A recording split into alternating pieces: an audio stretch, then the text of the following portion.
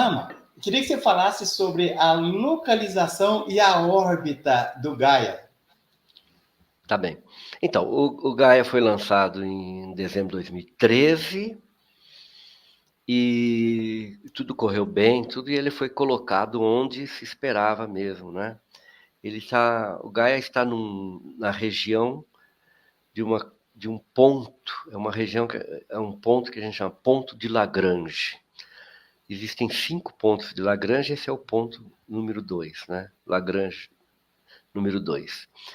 E esse ponto, ele tem uma característica, esses pontos de Lagrange, eles têm uma característica muito especial, né?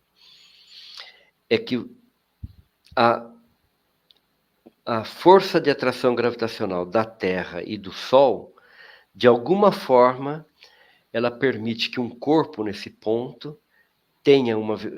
orbite o Sol com uma velocidade que normalmente não seria possível, ele não poderia, né?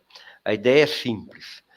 As massas da Terra e do Sol, por exemplo, a massa do Sol, né? Vamos esquecer a massa da Terra por enquanto. Para a Terra estar orbitando o Sol a mais ou menos 150 milhões de quilômetros do Sol, ela tem que fazer isso com uma certa velocidade. Se por algum motivo a gente brecasse a Terra, ela não ia mais se manter na órbita, só ela ia cair no Sol. Ou se a gente acelerasse a Terra, ela iria embora. Existe um compromisso entre essa vontade de ir embora, essa vontade de cair, né? E ela fica em órbita.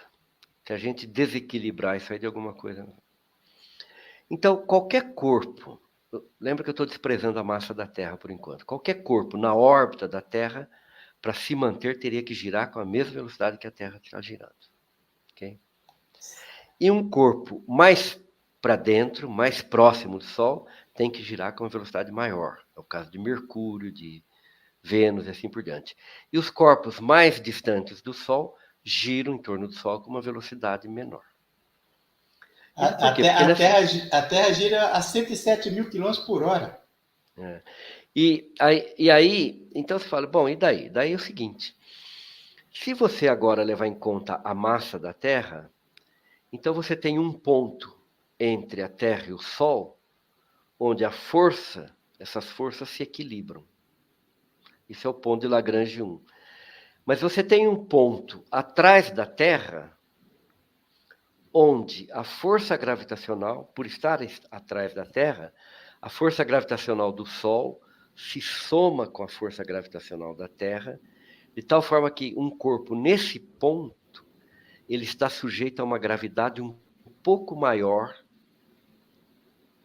que ele estaria se não existisse a Terra, né?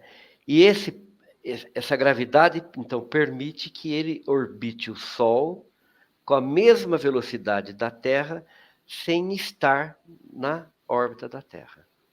Porque ele está um pouco mais afastado, mas tem a gravidade da Terra que compensa isso daí. E o satélite Gaia está nesse ponto, só que ele não fica no ponto. Você não consegue colocar nada com exatidão num certo lugar. Então ele está lá orbitando esse ponto. E está lá estável, ele fica fazendo uma trajetória ali em torno desse ponto, e ao mesmo tempo ele vai girando junto com a Terra, atrás da Terra, em relação ao Sol. Então ele está orbitando o Sol e sempre atrás da Terra, né? E isso é importante também, porque primeiro a Terra vira um escudo protetor, né, de raios cósmicos, partículas, enfim, também protege um pouco do Sol, não é?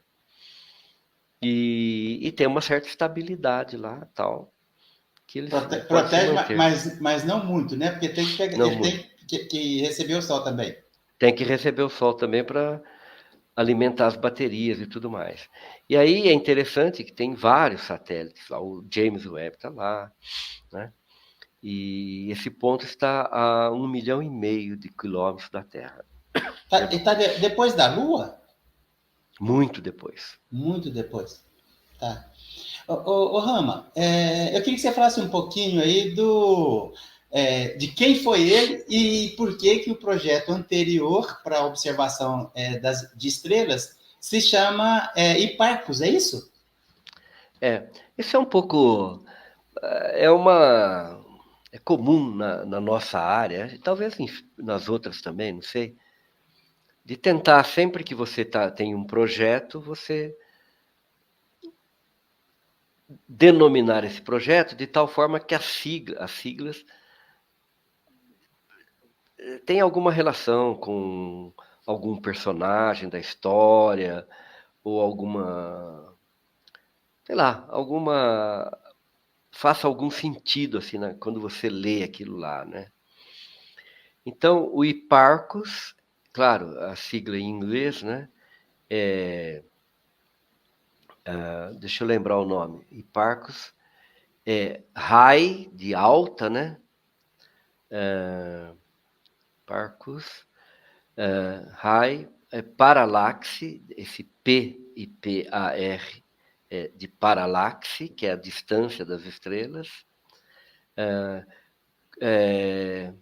Coordinate, esse CO no final, coordinate, e o S, satellite. Né?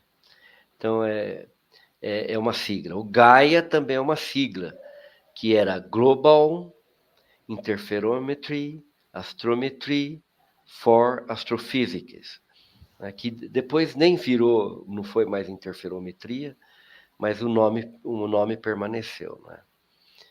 E, enfim, tem vários projetos que você denomina dessa forma, é uma tradição. E, claro, a palavra Gaia tem um significado também no mitológico, na história, tudo isso e tal, né? Parece que isso dá mais visibilidade para aquilo que você está fazendo e tal. Né? Quando você tem uma sigla que não quer dizer muita coisa, né, não, fica mais difícil de alguém guardar, se lembrar e tudo mais.